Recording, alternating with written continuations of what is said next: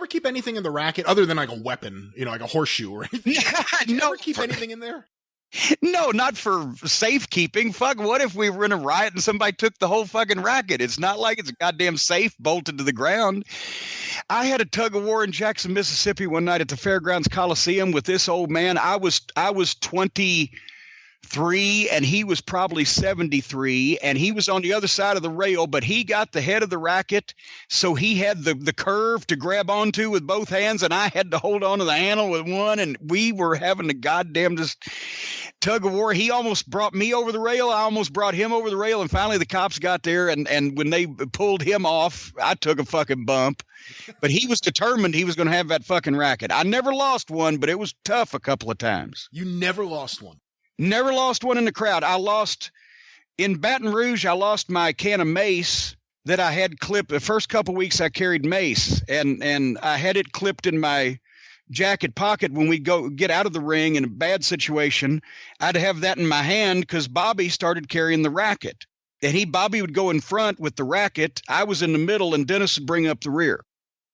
Well, we got that. They just piled onto us, and I was trying to stop myself from getting knocked over, and somebody hit my hand, and the fucking mace flew, and I never saw it again after that night in Baton Rouge. So then I had the chain doubled up that I carried in my pocket. But another show in Baton Rouge, like our second or third one, a guy nailed me, and Dennis had the racket that night because Bobby was trying to get them off of me. Buddy Landell ran and tackled the guy in the open floor area where people were milling around. He ran out from the entranceway that he was watching to see if we got back and tackled the guy that had hit me. And Dennis came with the racket, and it was loaded, had the chain around, and had a cookie sheet that I'd taken 10 snips and made a racket shaped piece of metal, right? And he hit, but it was a wooden racket. He hit the guy on top of the head while Buddy had him down on his knees with the racket and broke the racket to the point where it bent like a cooking pot over the guy's fucking head and knocked him out.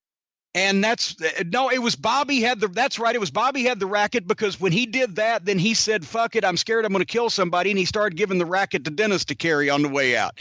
And then Dennis said, fuck it, let's just give it to Corny because he needs the help. They're going after him. And that's what, because they said, hey, let me protect you, or, let us protect you, right? You get in the middle, we'll have the racket in front, whatever the fuck. And so after about the first month, not even 3 weeks, I had the racket always. But no, I never lost one. I lost the mace. I lost a couple of chains. What about shoes? You ever lose any of your shoes in a riot?